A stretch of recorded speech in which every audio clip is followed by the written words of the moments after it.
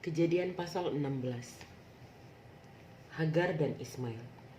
Adapun Sarai istri Abram itu tidak beranak. Ia mempunyai seorang hamba perempuan, orang Mesir, Hagar namanya. Berkatalah Sarai kepada Abram, "Engkau tahu Tuhan tidak memberi aku melahirkan anak. Karena itu baiklah hampiri hambaku itu. Mungkin oleh dialah aku dapat memperoleh seorang anak." Dan Abram mendengarkan perkataan Sarai. Jadi Sarai istri Abram itu mengambil Hagar hambanya, orang Mesir itu, yakni ketika Abram telah 10 tahun tinggal di tanah Kanaan, lalu memberikannya kepada Abram suaminya untuk menjadi istrinya.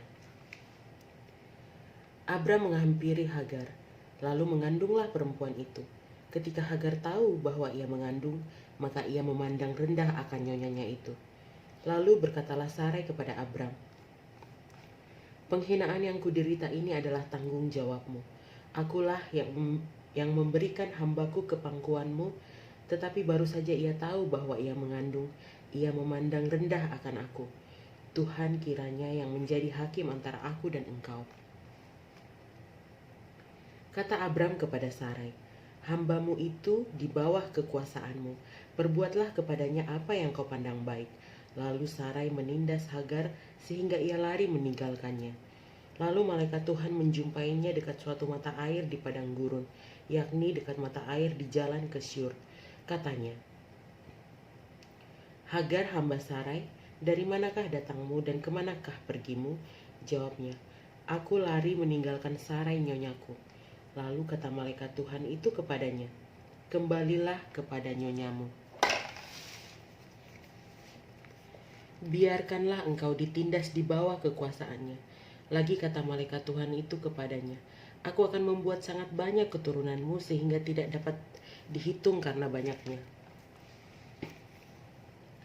Selanjutnya kata malaikat Tuhan itu kepadanya, "Engkau mengandung dan akan melahirkan seorang anak laki-laki dan akan menamainya Ismail, sebab Tuhan telah mendengar tentang penindasan atasmu itu. Seorang laki-laki yang lakunya seperti keledai liar, demikianlah nanti anak itu. Tangannya akan melawan tiap-tiap orang, dan tangan tiap-tiap orang akan melawan dia, dan di tempat kediamannya ia akan menentang semua saudaranya." Kemudian Hagar menamakan Tuhan yang telah berfirman kepadanya itu dengan sebutan "Engkaulah El Roi."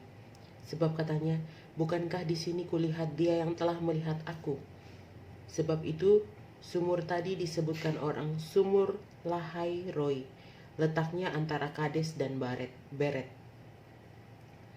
Lalu Hagar melahirkan seorang anak laki-laki bagi Abram, dan Abram menamai anak yang dilahirkan Hagar itu Ismail. Abram berumur 86 tahun ketika Hagar melahirkan Ismail baginya.